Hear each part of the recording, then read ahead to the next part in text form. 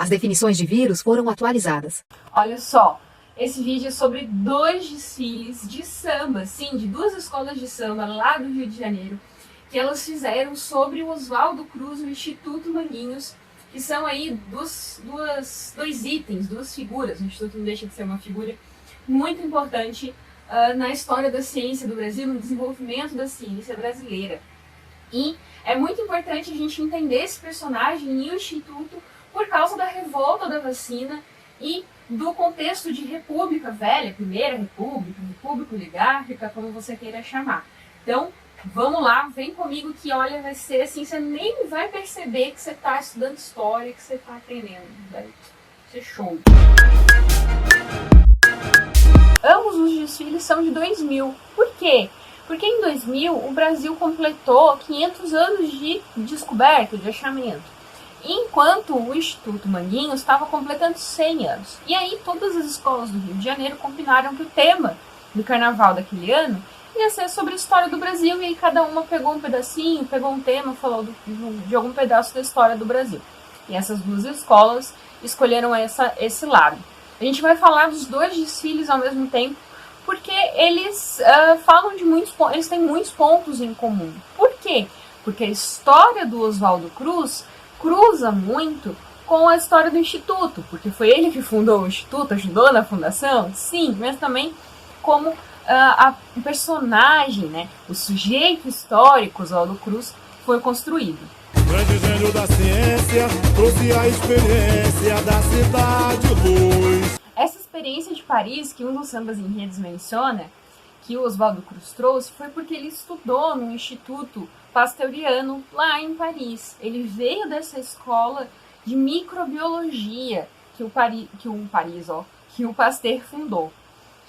O que isso significa? Isso significa que antes da gente ter a tecnologia do microscópio e a gente, né, enquanto ser humano, os cientistas e as cientistas pegarem as coisas e colocarem no microscópio e conseguirem ver e acharem, né, descobrirem esse mundo microscópico desses seres vivos microscópicos, esse nível de vida microscópico, até então a gente não tinha esse conhecimento, nem esse medo, e nem certos hábitos como lavar tanto as mãos.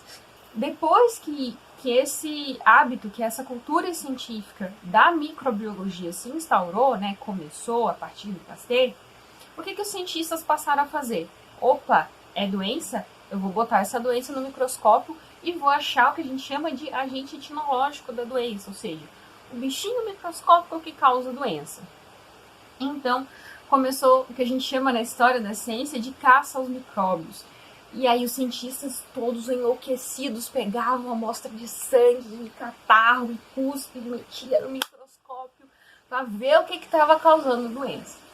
E aí o Oswaldo Cruz, ele também, em muitos momentos da história brasileira, ele é chamado do Pasteur brasileiro, né? Ele começa isso aqui no Brasil. Foi o barão quem me chamou, cheguei, imunizei em geral.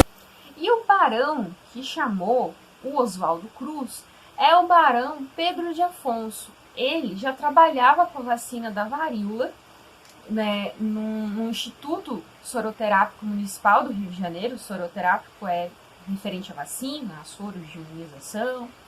E ele chamou o Oswaldo Cruz para ajudar ele. Por que ele chamou o Oswaldo Cruz? Porque em 1889 chegou alguns navios e alguns imigrantes no Porto de Santos infectados com a peste bubônica, né? Não só os imigrantes, mas com certeza veio o rato também, com a peste bubônica, e aí teve uma grande epidemia, um grande surto de peste bubônica em Santos. O governo federal enviou alguns pesquisadores, alguns cientistas lá para Santos, para entender o que estava acontecendo, porque até então eles não sabiam que era peste bubônica. A gente sabe aqui hoje, né? E já chega com a informação, assim, com o bolo do fubá pronto. Lá não. Lá naquela época eles ainda estavam tentando entender que doença que era aquela. E aí viram lá que era a peste bubônica, né? O Oswaldo Cruz foi um desses cientistas que foi a Santos pesquisar o que estava acontecendo. E aí eles, de novo, né, correram, pediram ajuda para Paris, para o Instituto Pasteuriano. E era o Instituto Pasteur naquela época que estava fazendo o soro curativo para a peste bubônica e exportando para o mundo todo, porque a peste bubônica estava numa epidemia no mundo todo. Só que o Instituto Pasteur não estava dando conta de fazer soro curativo para o mundo todo. E aí o governo brasileiro, naquela época, o que fez? Antes que dê ruim, a gente vai fazer a nossa própria vacina. E aí colocou o Oswaldo Cruz para pesquisar uma vacina, um soro curativo para a peste bubônica. Saneando a cidade, o meu rio tropical legal foi espelho de Paris. Os dois sambas enredos também falam da semelhança entre a cidade do Rio de Janeiro e Paris. Isso se deu porque havia um projeto, e deliberadamente, que tinha como objetivo, assim, claro, escancarado, tornar o Rio parecido com Paris. Por quê? Para modernizar a cidade, para trazer ares modernos, capitalistas, de desenvolvimento à cidade do Rio de Janeiro. Então, o prefeito do Rio começou essa empreitada, né, essas obras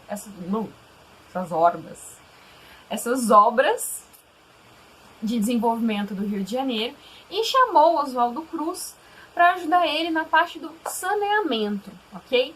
E aí ele falou assim, Oswaldo Cruz, você que é cientista, você que é das cores aí, você que entende de higiene, pensa o que a gente pode fazer, faz um brainstorm.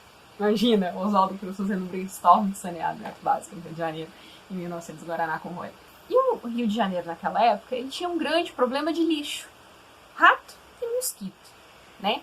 O Rio de Janeiro estava, assim, debaixo de lixo e infestado por esses animais. Foi nessa época também que a gente vai ter a construção de grandes avenidas no Rio de Janeiro, que a gente vai ter a desapropriação de terrenos e de casas, né, das pessoas, a demolição dos cortiços, onde as pessoas mais pobres morriam, onde as pessoas mais pobres moravam, e gerando assim também, né, o início das favelas, né, ou pelo menos o engrossamento aí das favelas, porque essas pessoas que moravam nos cortiços acabaram indo para os morros. Comprei rato de fato, enfrentei o mal, vi malandro criar rato na maior cara de pau. E aí, com esse problema de uma infestação de ratos que transmitiam, né, várias doenças, inclusive a peste bubônica, o Oswaldo Cruz falou assim, já sei, eu tenho uma ideia. Vamos pagar as pessoas para elas matarem os ratos. A gente precisa matar esses ratos, controlar essa população que está descontrolada, se reproduzindo descontroladamente. Então, cada pessoa que trouxer um rato aqui, mas tem que ser uma ratazana, tem que ser aquele rato do tamanho de um gato. A gente vai pagar R$300. Essas moedinhas aqui, ó. Tá focando, menina, esse do tom? O que você fazia com R$300 naquela época? Muita coisa. Era um bom dinheiro para você sobreviver. E a gente está num contexto que as pessoas estão sendo despejadas de suas casas. Ok? Então, o que o brasileiro começou a fazer?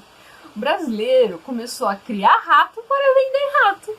Essa política aí do Oswaldo Cruz de comprar ratos para conter os ratos durou 4 anos e eles mataram 1,5 milhão de ratos. Mas aí depois que descobriu que a galera estava criando rato, né, esse negócio aí teve que acabar. Bom, a gente está falando também, né, de um contexto de Primeira República que é baseado numa economia agroexportadora. O que isso significa? Significa que a economia nacional era baseada em plantar para colher, para vender ao exterior, né? Para exportar os nossos produtos agropecuários. Num país cuja economia é baseada nisso, em plantar, na base em agricultura e criar gado, interessa ficar investindo tanto assim em ciência? Interessa se a ciência ajudar na agricultura e na pecuária. E aí foi isso que os cientistas daquela época, não só o Oswaldo Cruz, mas vários outros institutos também, começaram a ficar de olho. Por quê? Porque cientista tem boleto para pagar, minha gente, tá? Então, eles tinham que acompanhar os interesses da nação, de certa forma, e com a ciência, fazer a ciência acompanhar isso. E aí o governo, em contrapartida, via que a ciência ajudava a desenvolver os interesses econômicos do país e dava uma ajudinha na ciência, nos institutos científicos. Gente, é assim que se faz ciência até hoje, né? A gente tem uma ilusão de uma ciência descolada da política, e é de fato uma ilusão. Ciência nunca está descolado da política, vide nosso contexto atual. Antes da gente continuar, tá gostando do vídeo? Então se inscreve no canal, Peste. Não tá gostando? Será que alguém aqui vai passar no Enem? Mas nem tudo era flores, e houve desabores, uma vacinação, e aí, a empresa falou, Que sabores será que eram esses, né? Que o Oswaldo Cruz enfrentou na vacinação da varíola. Ele enfrentou só a revolta da vacina mesmo, gente. O que estava acontecendo? Lá em 1904, o Rio de Janeiro estava enfrentando uma epidemia de varíola. Tá? Tinha muita gente infectada. Eram 1.800 pessoas internadas por varíola em 1904. E aí, o que acontece? A vacina da varíola, ela já tinha sido descoberta, já tinha sido inventada há algum tempo. Eu não gosto de falar que as coisas foram descobertas, né? Porque dá a impressão que a vacina estava num pé, numa árvore, lá no meio da Inglaterra. E aí um cientista chegou lá e falou, olha, achei um pé de vacina de varíola. Não, ele trabalhou arduamente para desenvolver a vacina. E foi um inglês, o Edward Jenner, lá no século XVIII. A partir do que ele fez essa vacina da varíola? Ele fez de pústula, ou seja, de pus de vaca infectada com varíola bovina. Né? Ele começou a reparar que eram duas doenças muito parecidas e que pessoas que tinham contato com vacas doentes de varíola bovina não pegavam varíola humana. Olha que interessante. Aí ele começou a pegar o pus da vaca e passar da pessoa. Passar não, né? Inocular no bracinho. E aí as pessoas adquiriram, assim, imunidade para varíola. Então, dito isso, vacina pronta, tal. A vacinação no Rio de Janeiro já era obrigatória, a vacinação da varíola. Ela já era obrigatória desde 1837 para crianças e 1846 para adultos. Só que o povo ia lá se vacinar? Não, né? Claro que não. Por isso que teve a epidemia de varíola em 1904. O Oswaldo Cruz, vendo tudo isso, falou o quê? Vamos fazer essa vacinação aí ser obrigatória de fato. Como é que a gente pode fazer isso? A gente pode atrapalhar as pessoas de viverem a vida delas se elas não estiverem vacinadas. O que as pessoas normalmente fazem? As pessoas casam. Tá, ninguém vai conseguir casar se não tiver o comprovante da vacina. O que mais? As pessoas matriculam os filhos na escola. Ah, então ninguém vai mais poder matricular o filho na escola se não tiver comprovante de vacina. O que mais? As pessoas viajam. Tá, ninguém mais vai ter autorização para viajar se não tiver vacinado. O que mais que as pessoas fazem? As pessoas trabalham, né? As pessoas querem começar a trabalhar. Ainda mais do que no contexto em que você está sendo despejado, precisa de dinheiro para sobreviver e está querendo até rato para sobreviver. Então ninguém mais vai conseguir assinar um contrato de trabalho se não tiver vacinado. E aí, com isso, o Oswaldo Cruz conseguiu despertar a ira do brasileiro. E aí, o que o brasileiro fez? Ele foi às ruas derrubar bonde, que naquela época era bonde, não era ônibus, botar fogo no bonde, fazer arruaça, quebrar lampião na rua, depredar as casas e lojas. Enfim, foram 2 semanas muito caóticas em novembro de 1904, lá no Rio de Janeiro.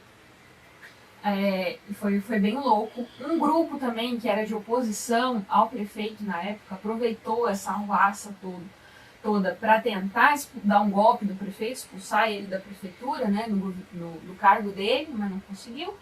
O prefeito, diante dessa bagunça toda, teve que voltar atrás com a vacinação obrigatória. E, por fim, o que deu, né? As pessoas que antes estavam, indo vacinar, por poucas que fossem, agora estava todo mundo com ódio da vacina, com ódio de tudo, e não foram mais vacinar. Como resultado disso, em 1908, o Rio de Janeiro teve um surto ainda maior de varíola. E aí sim as pessoas foram correndo se vacinar, pedir pelo amor de Deus, e vacina, pedir pelo amor de Deus, bota. Duas coisas muito legais sobre a revolta da vacina, que foi esse episódio que eu acabei de explicar. Primeiro, num Sambas Enredos fala que a imprensa malhou o Oswaldo Cruz. Isso diz respeito às charges que os jornais, que a imprensa da época fizeram sobre o Oswaldo Cruz. Eu acho essas charges, assim, maravilhosas. Em algumas ele tá parecendo um mosquito, em outras ele tá parecendo uma vacina. É bem interessante. Tem uma que todo acho que estudante já viu, que é tipo um campo de guerra, né, da batalha aí, da revolta da vacina. Batalha entre aspas, tá, gente? E a outra coisa interessante sobre a revolta da vacina é que tinha um boato na época de que quem tomava a vacina da varíola, porque ela vinha da vaca, a pessoa ficava com feições bovinas, a pessoa ficava com cara de vaca. Isso me faz lembrar certas falas de certos líderes políticos acerca da vacina que a gente mais quer hoje. Oswaldo Cruz, a fundação é você. Quando nós quer ver, parabéns ao centenário. Muito fez por merecer. Apesar da gente falar muito do Oswaldo Cruz e dele ser uma figura que está sob os holofotes, né, que está sempre aí em evidência, ele não trabalhava sozinho. Ciência nenhuma se faz sozinho. Ciência é um ato coletivo, é um ato de comunidade. Então ele também tinha os seus colegas cientistas, ele também tinha os seus colaboradores cientistas que trabalhavam junto com ele e ele trabalhava junto com esses cientistas, né? O Instituto não era do Oswaldo Cruz, apesar de levar o nome dele. Ele foi uma figura muito importante, mas foi um instituto federalizado, ele era do Brasil, ele é do Brasil, né? Então, é isso que eu queria destacar. Assim como no carro alegórico, né, o Oswaldo Cruz, ele tá com outros cientistas, na vida ele também esteve com outros cientistas, trabalhou com outros cientistas. E nesse carro tem uma mulher cientista, vocês repararam? Só que na foto do grupo do Oswaldo Cruz, que eu vou colocar aqui, não tem mulher cientista nenhuma. Olha só que interessante.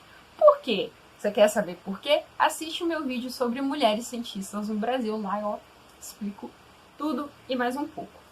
Eu tenho certeza que você tem um professor de história, uma professora de história, ou um professor, uma professora de biologia, ou que você tem um amigo, uma amiga que gosta de carnaval, que gosta de história, ou que gosta de ciência. Olha com quanta gente você pode compartilhar esse vídeo. Tem muita gente que vai gostar desse vídeo, assim como eu espero, eu tenho quase uma certeza, assim, que você gostou. Compartilha com a tua galera e se inscreve no canal, peste. Até a próxima.